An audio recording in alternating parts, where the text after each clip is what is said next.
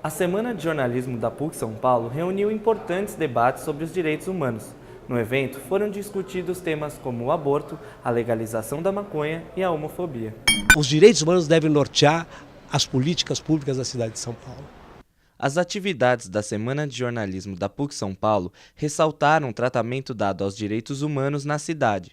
Os convidados propuseram políticas públicas capazes de construir um município mais justo. Nós temos que olhar para a pessoa, seja ela migrante, seja ela população de rua, seja ela estudante, seja ela pessoas com deficiência ou idosa, como uma pessoa de direitos. E nós temos que construir uma cidade que respeita essa pessoa, respeita ela como cidadão. Por que a Secretaria de Direitos Humanos e Cidadania? Porque nós queremos construir a cidadania para todas as pessoas. Direitos humanos é uma responsabilidade de governo, sabe, do prefeito a qualquer um dos seus secretários. Sabe? O secretário de Habitação vai ter que pensar direitos humanos, o secretário de Esporte vai ter que pensar direitos humanos, o secretário de Planejamento ou de Finanças vai ter que pensar direitos humanos. Nas vésperas de uma Copa do Mundo, essas secretarias aparentam não agir em conjunto.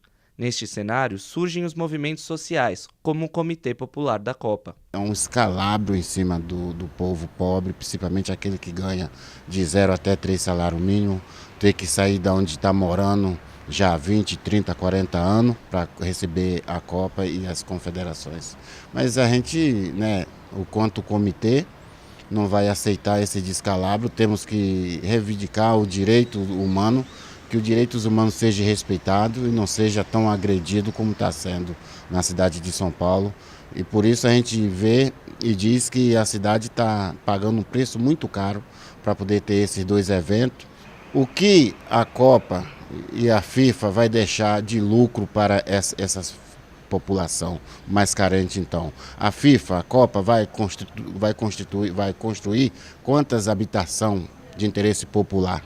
Em outra mesa de debate foi discutida a possibilidade de legalização da maconha no Brasil. Eu acho que é importante discutir os modelos de quando você pensar numa nova política não proibicionista, uma política que coloca a maconha para dentro da lei. Quais são os modelos possíveis para essa legalização? Quer dizer, quem produz, quem vende, quem pode comprar. Porque eu que defendo a legalização, não é a ideia da liberalização completa, a ideia de que você não controla, é um mercado controlado. Então a gente tem que pensar como outras drogas, como é que você vai produzir, como é que você vai vender, quem pode fazer isso, quem não pode, quem pode comprar. Isso é muito importante para amadurecer o debate.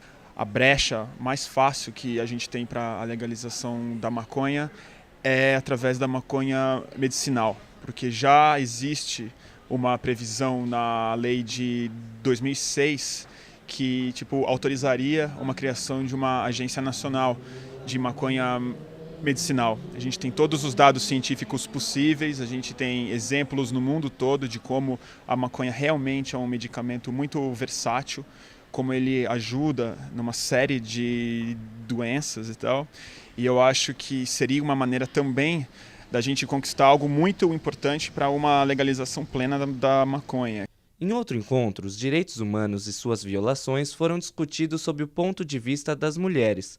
Elas têm o direito de decidir sobre o seu corpo? A mulher tem essa autonomia e que deve ser considerada pela legislação e pelas políticas públicas, porque um aborto inseguro, um aborto feito na clandestinidade, coloca em risco a vida de mulheres. É um prejuízo também para toda a sociedade, porque os danos de um aborto mal feito vão sobrecarregar o Sistema Único de Saúde, vão sobrecarregar os leitos, hospitalares.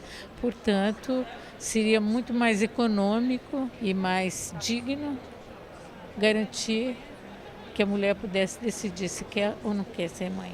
Colocar o aborto não é uma proposta que realmente ajuda a mulher.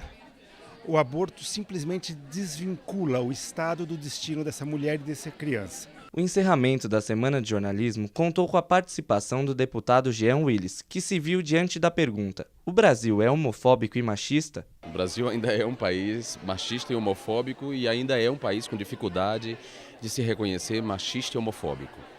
Tem uma frase do Florestan Fernandes muito boa, que ele diz que o Brasil é um país com preconceito de ter preconceitos. E isso é lamentável, porque a melhor maneira da gente vencer um preconceito é você admitindo esse preconceito. Enquanto você negar que você tem esse preconceito, você não supera ele. Preconceitos não são dados da natureza. e não sendo dados da natureza, eles podem ser desconstruídos. O machismo e a homofobia têm que ser enfrentados de maneira sistêmica, porque tanto o machismo quanto a homofobia estão ligados a uma ordem de dominação masculina, que é difícil de desconstruir, porque é uma ordem milenar, digamos assim. Então eu parabenizo muito a PUC por incluir esse tema na Semana de Jornalismo.